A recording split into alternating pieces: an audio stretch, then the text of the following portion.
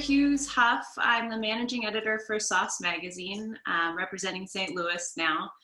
Thank you so much for joining us for this Q&A. I know it's not what we were planning on, but hopefully this will work pretty well. I just finished your book last week. I was so pleased to get a copy from Left Bank Books in St. Louis, and reading it as a food magazine editor, it felt like reading Brideshead Revisited or something. It was like grandeur of days gone by, like this is how people used to live.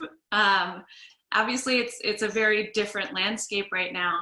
And something that kept coming to mind was, what must it be like to be on this book tour, talking about a book that's covering the closure of a really wonderful magazine, sort of in the midst of a recession, while right now most restaurants in the country are closed. Media in general is in a really precarious position, and we're sort of all holding our breath for another recession. What's it been like for you? It feels to me like this moment is a real pivot point for food. And so there's something very familiar about it, because when I was offered the job of becoming the editor-in-chief of Gourmet, I had a job I liked a lot.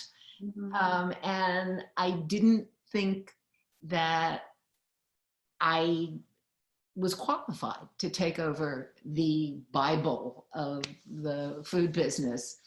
And at the same time, I thought it was really important that at that particular time, it was 1999, and that food magazines change, that Epicurean magazines stop being all nice and about, reservations and recipes, and start dealing with the realities of what was going on in the American food landscape, and that people were waking up to food in a way that they hadn't before. On the other hand, I felt like it was this opportunity to actually change what an Epicurean magazine might be.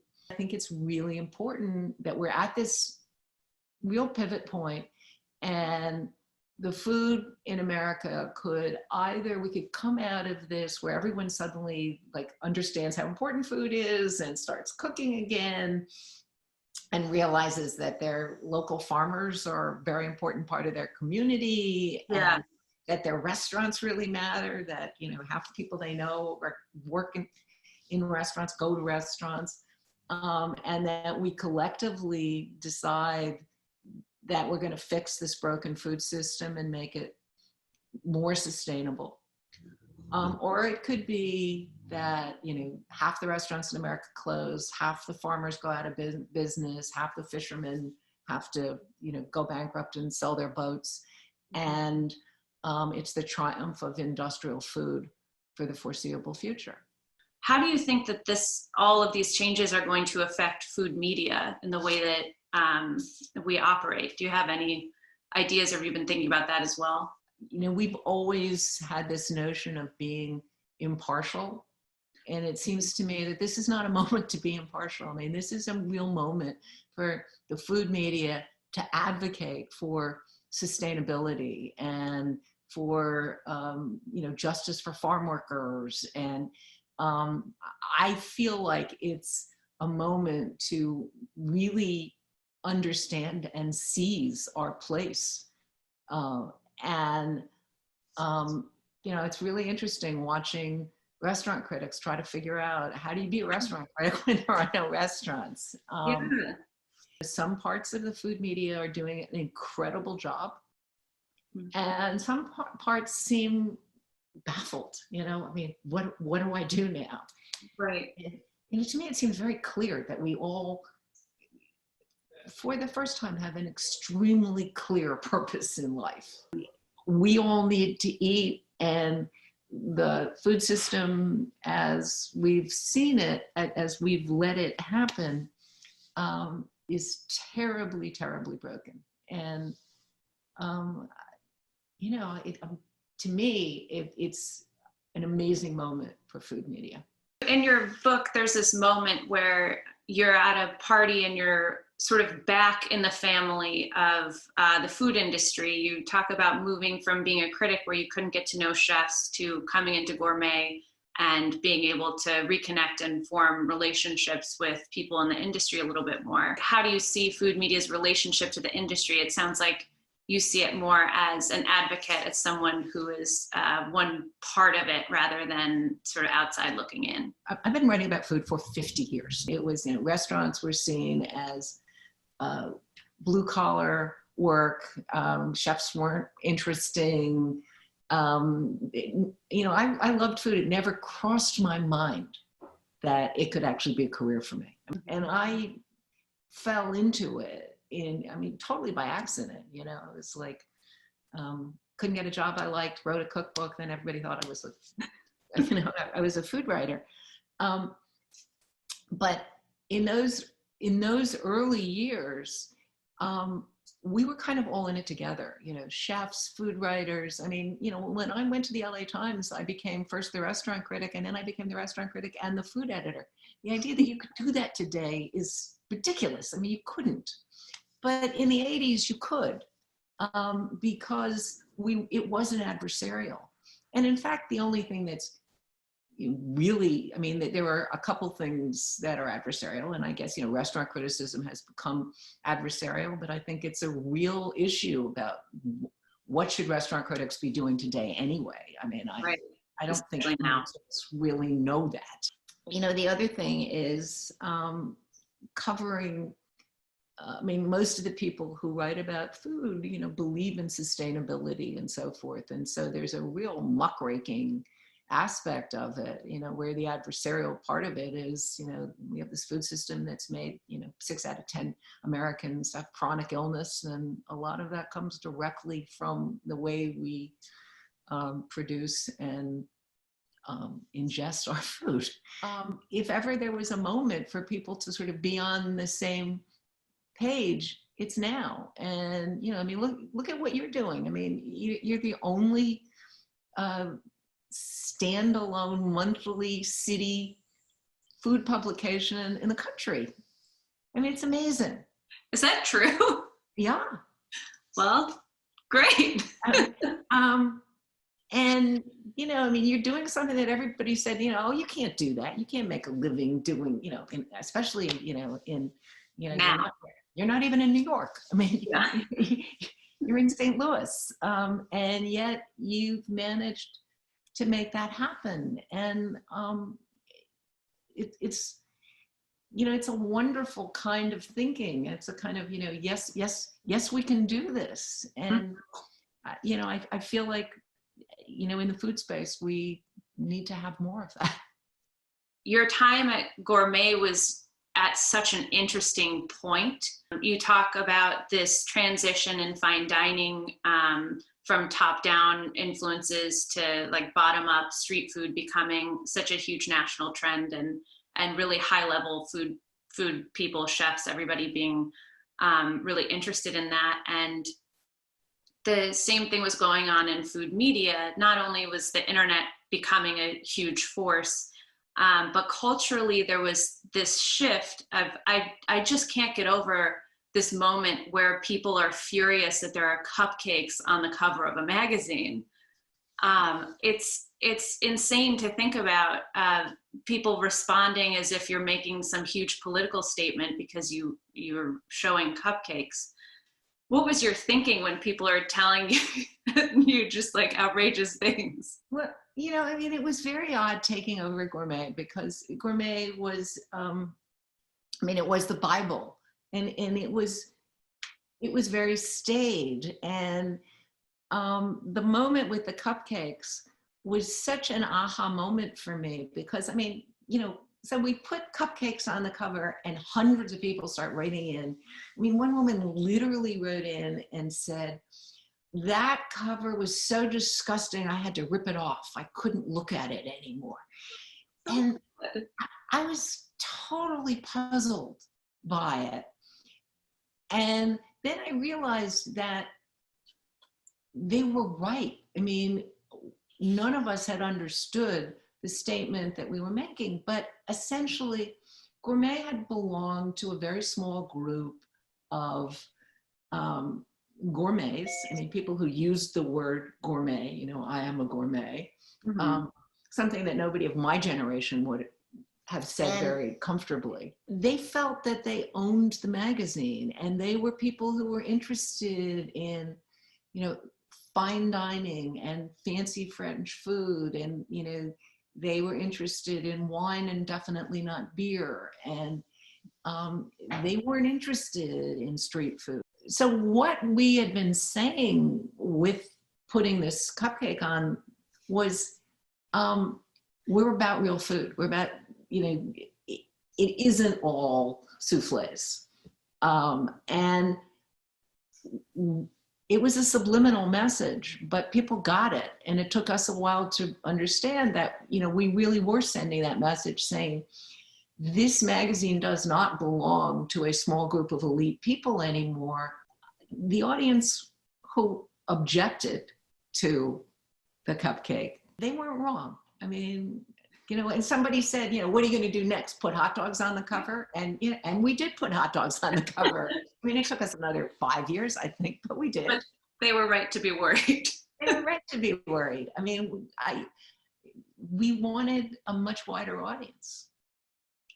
And I think you were sort of at the crux of this transition from food, especially fine dining, sort of gourmet food, being the interest of an elite who could afford to go to restaurants and invest a lot of money in it as a sort of hobby, to, especially with the internet, this interest in cooking and food and dining being a much more of the people kind of a thing. It's not the people who have time or a chef to make them something this nice. It's people getting interested in where their food comes from, and food not just being like open a can of soup and call it a day.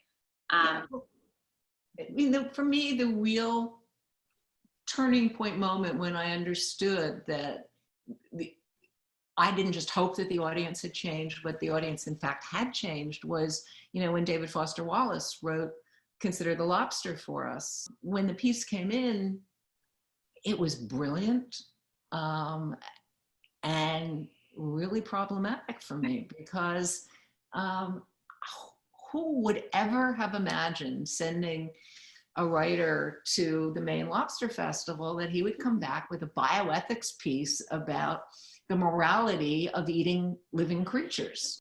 You know, as I say in the book, the night it was published, I was so nervous. I didn't know what to do. And I took my then, I guess Nick was 14 or 15. I took him out to dinner, and, you know, he looked at me and said, "Mom, you're underestimating your readers. I think they're going to like it. I think, you know, anybody who cooks wants to think about those things." 2 people canceled their subscriptions. And hundreds wrote in and said, we really respect a magazine that offers this kind of thought-provoking writing to its readers. And I thought, okay, now we can do anything. It feels like in so many ways people don't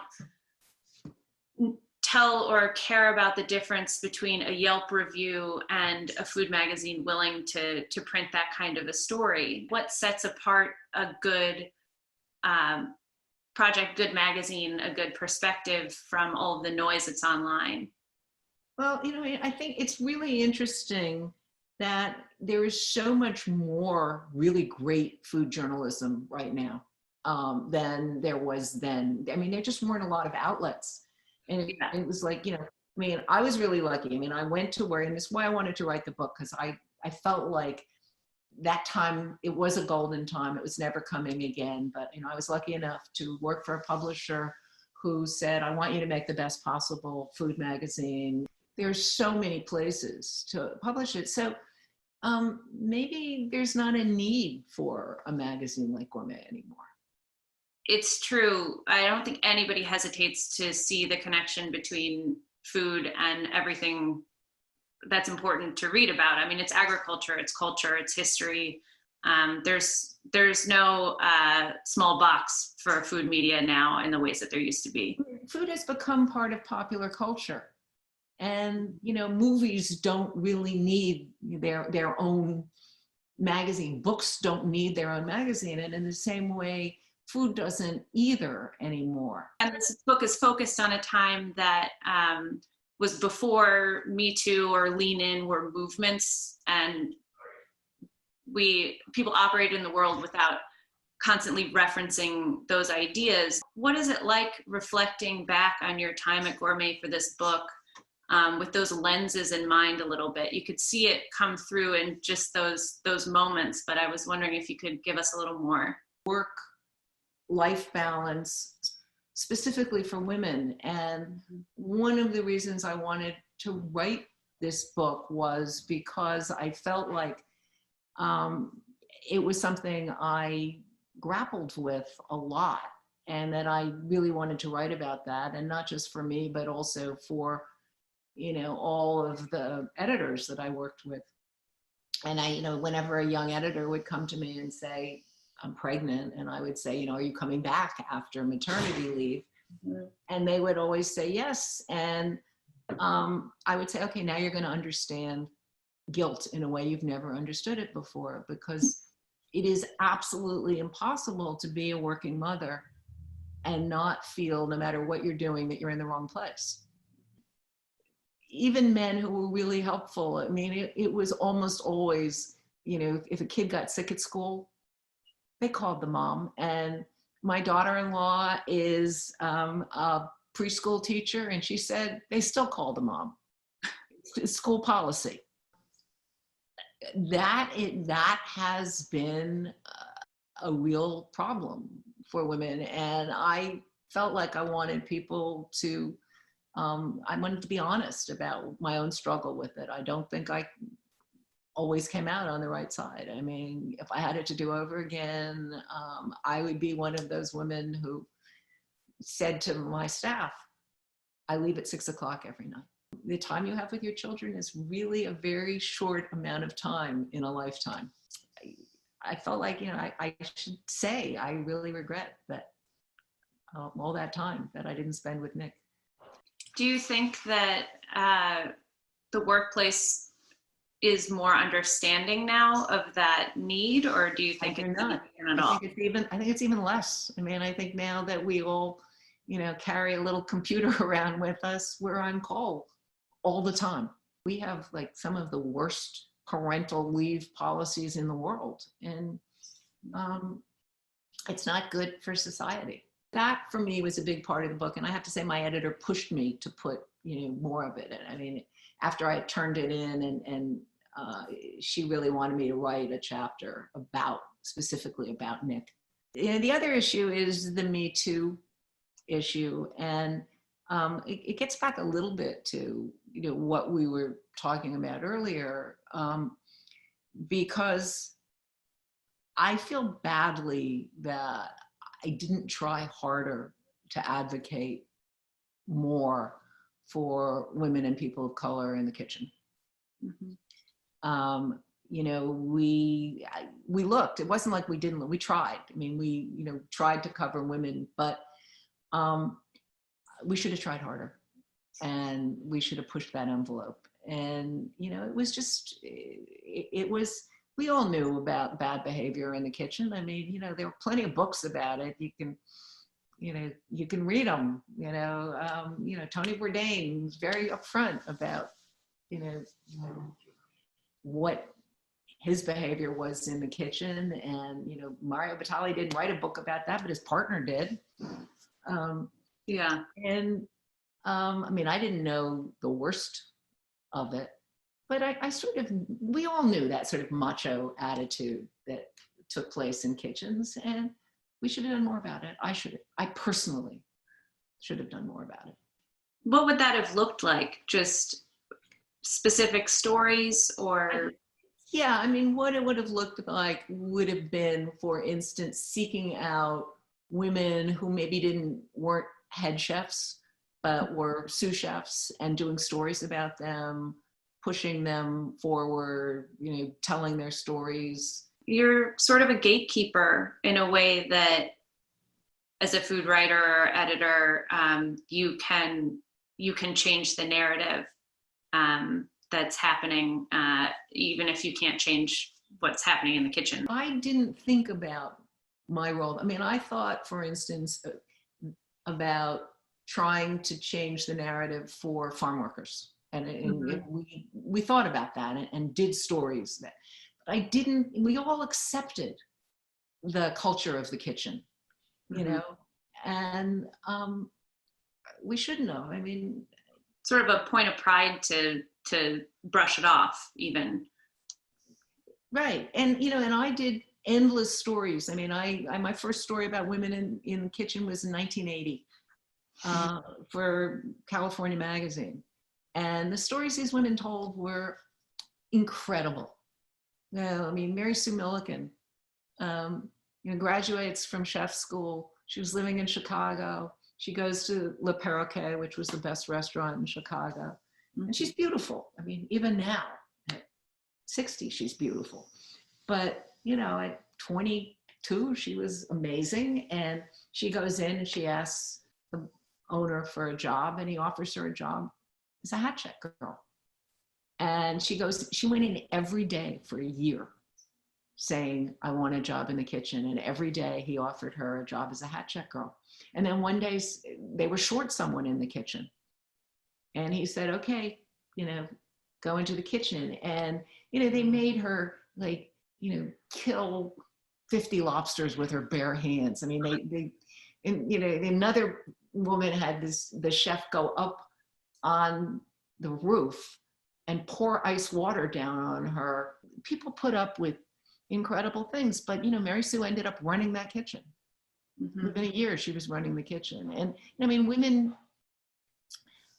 put up with that and they triumphed. And, you know, we thought that was great. Well, it wasn't great. I mean, they shouldn't have had to put up with that. Like, even when Me Too started happening and people were posting all their stories online, I had that thought of, like, of course this is what men do. Like, this isn't the surprise. The surprise is that people care about it now. And that they're like, of course this is the way kitchens are, or what women have had to put up with. But I do hope that, especially in shutting down all of restaurant kitchens and coming back, maybe it'll be a good time to change the culture even more, which I know it has been changing, but there's still a lot to change. So what do you think about this influencer movement in food media? I mean, you know, the whole influencer movement is really, I mean, it's about the Yelps. I mean, it's about clicks. And you know, yes, we are a celebrity influenced society, but I don't think it's good for us. For me, one of my favorite moments in the book is when I was shooting the TV show Adventures with Ruth, and I went to all these incredible places with celebrities, and I got on a plane with Fran McDormand, and, you know, Fran gets up to go to the bathroom, and the woman across the aisle leans over and says, "Is that?" And I said, "Yeah." And Fran comes back, and the woman comes up and she sort of stands in front of her, and she sticks a piece of paper in her nose and hands her a pen and says, you know, "I want an autograph." And Fran looks at her for a moment, and I thought she was going to say no. And then she just, you know, looked up at this woman and she said, "You know, I'm just an actor. I'm not all that interesting. In fact, you're probably much more interesting than I am. And you should pay more attention to yourself. You'll be happier that way."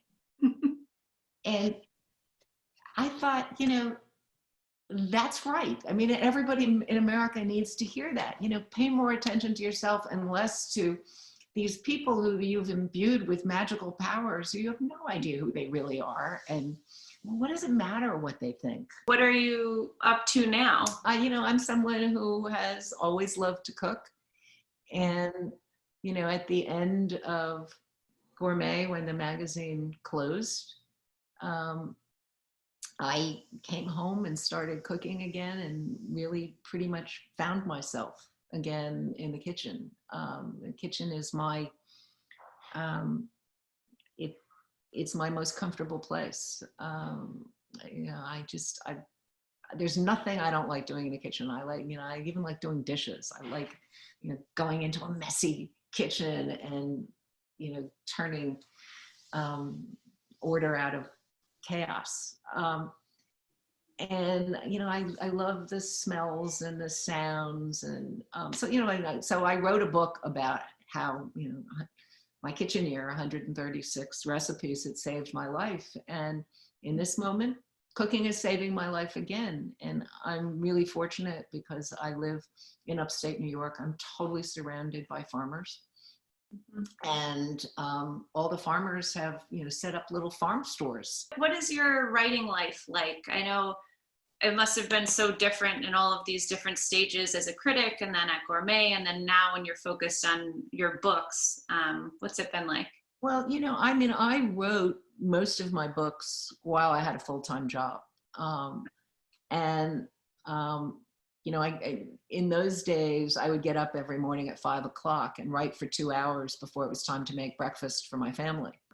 I actually have a little cabin that's, it's a 30-second walk from the house, but it's not in the house, and it's very small, and I don't have internet out there. And I'm surrounded by, art that I love, and, photographs I love. I mean, it's a very cozy little cabin. It's odd because in some ways it's easier to write when you only have 2 hours, and then, your child is going to wake up and say, where's my breakfast? So you use that time really well. When you have all day, it's easy to just sort of, the days can vanish. Mm-hmm. I think everyone can relate to that in quarantine. It's been an odd time. Has that changed the way that you're cooking or organizing your days too? Well, the cooking has changed just because, my husband is immunocompromised. So I am trying very hard not to, we're very much in isolation here.